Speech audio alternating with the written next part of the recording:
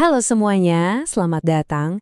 Hari ini kita bakal jadi detektif buat mecahin salah satu misteri paling bikin frustasi di dunia lari, nyeri lutut, atau yang sering disebut runner's knee.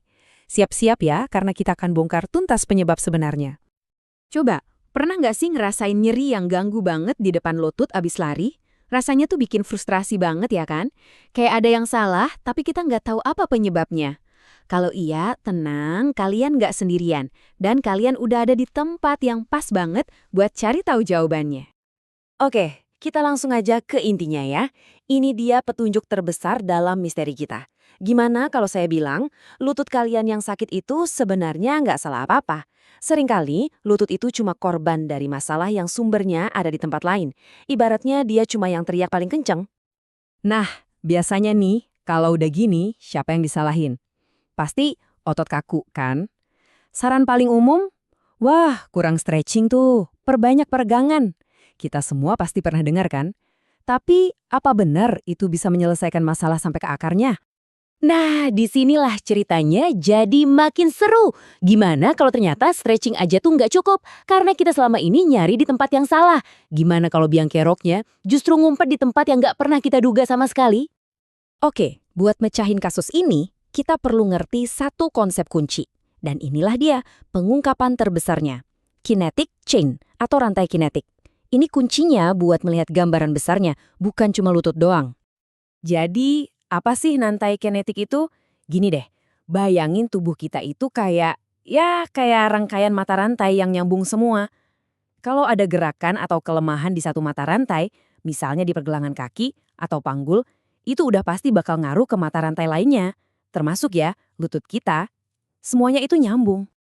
Yuk, kita lihat rantai di tubuh bagian bawah kita. Ada pergelangan kaki, terus lutut, terus pinggul sama panggul. Lihat kan, posisi lutut itu pas di tengah-tengah.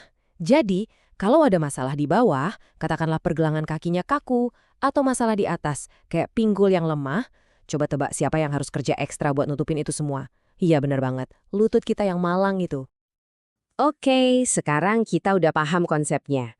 Ayo kita mulai investigasinya, dan kita bongkar siapa aja sih biang kerok sebenarnya yang bikin lutut kita sengsara? Nah, ini dia poin paling krusialnya. Mata rantai yang lemah itu hampir nggak pernah si lutut itu sendiri. Penyebabnya itu biasanya ada di atasnya, yaitu di pinggul, atau di bawahnya, di pergelangan kaki. Jadi, ketidakstabilan di area-area ini, itu yang maksa lutut kita buat nanggung beban dan stres yang seharusnya bukan tugas dia. Slide ini nunjukin semuanya dengan jelas banget. Coba deh lihat gambar yang kiri yang ada centang hijaunya. Waktu otot bokong atau glutes kita kuat, kaki dari pinggul sampai pergelangan kaki itu lurus, stabil. Nah sekarang coba lihat yang kanan. Waktu glutesnya lemah, panggulnya jadi jatuh dan lututnya nekuk ke dalam. Coba bayangin gerakan kayak gini terjadi ribuan kali pas lari, yaitulah sumber masalahnya. Tapi tunggu dulu, pelakunya bukan cuma satu, bukan cuma pinggul. Sekarang kita ngomongin soal core atau otot inti. Anggap aja core itu kayak jangkar buat seluruh tubuh kita. Tanpa jangkar yang kuat, kapal ya bakal oleng kemana-mana kan? Dan ini bukan soal perut six-pack ya. Core yang kuat itu pusat kendali kita. Fungsinya itu buat menstabilkan panggul yang jadi fondasi tiap langkah kita. Tanpa fondasi yang kokoh ini, beban lari jadi nggak bisa didistribusikan dengan benar. Akibatnya, tiap hentakan kaki ke tanah itu ngirim gelombang kejut yang berantakan langsung ke lutut. Jadi, gimana cara kita ngebuktiin teori ini? Nah, semuanya balik lagi ke bukti yang dikumpulin lewat diagnosis yang benar. Dan ini bukan sekedar ngeliat area yang sakit aja. Dokter atau terapis yang bagus itu nggak akan cuma fokus sama lutut kalian. Mereka bakal lihat ke atas dan ke bawah. Ke atas, ngecek kekuatan pinggul dan stabilitas core. Ke bawah, ngecek mobilitas pergelangan kaki. Tujuannya yaitu buat nemuin di mana mata rantai yang lemahnya, supaya kita bisa benerin akar masalahnya, bukan cuma ngobatin gejalanya doang. Oke, kita udah identifikasi masalahnya, udah nemu pelakunya. Sekarang bagian yang paling penting, solusinya.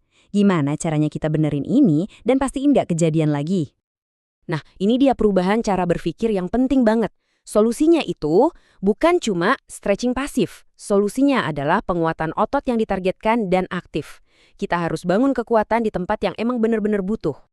Jadi ini dia 3 langkah strategi pencegahan yang harus kalian ingat. 1. Perkuat otot bokong atau glutes, terutama gluteus medius yang penting banget buat stabilitas pinggul. 2. Stabilkan core kalian, si jangkar tubuh itu.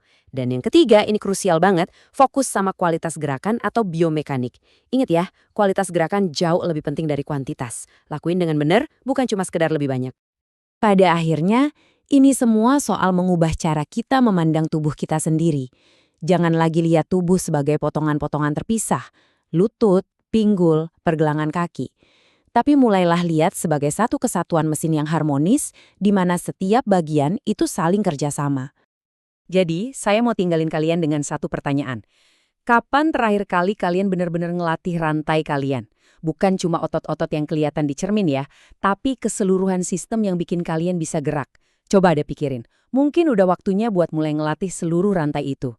Terima kasih udah gabung di investigasi kali ini.